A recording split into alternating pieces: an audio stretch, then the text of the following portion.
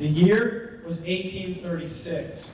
The location, an arid region in Mexico's northern countryside.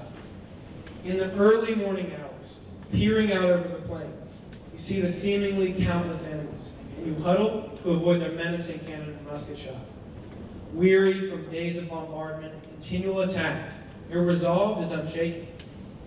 You are responsible for the defense of the San Antonio de Valero mission, and you are the leader of 189 valiant and courageous soldiers.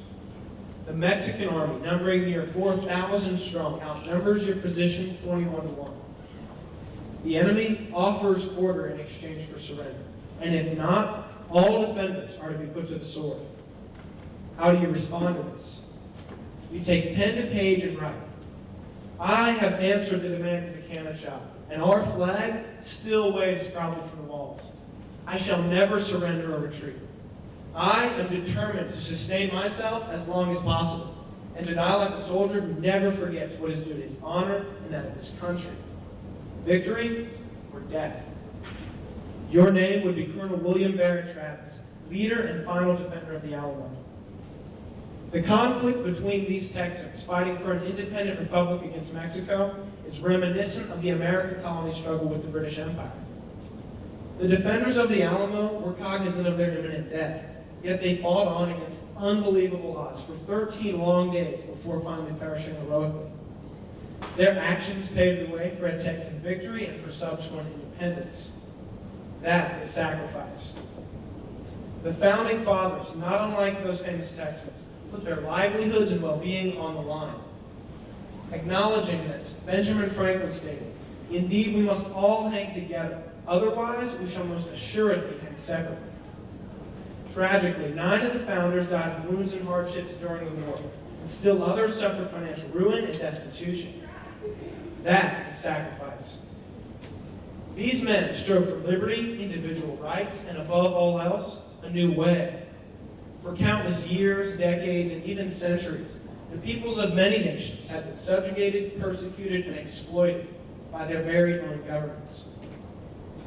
This can be seen in the outrageously unfair taxation of the Third Estate in France, in the Inquisition in Spain, and in the virtual slavery that dominated Europe for centuries in the form of serfdom. These governments were centralized and mostly autocratic, and they left the people clamoring for freedom, equality, and justice. The warning signs of this movement can be seen in the Protestant Reformation and in the new ideas about resistance to tyranny. For years upon years, organized religion had controlled the people. But finally, the people emerged out from under the clutch of the church, brought about the ideals of freedom of religion, of speech, and of many others. These ideas directly influenced the Founding Fathers, as well as many others in the colonies.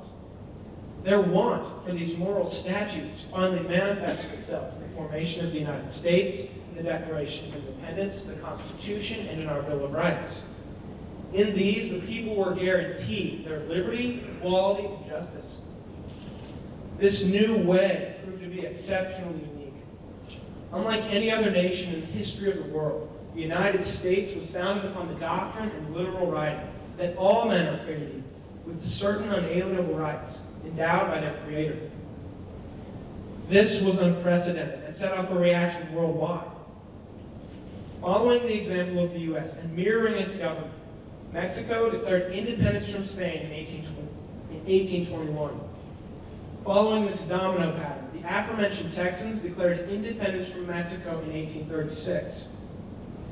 Those peoples who had so long dreamt of freedom now used America as their standard, and millions upon millions immigrated to this land of opportunity.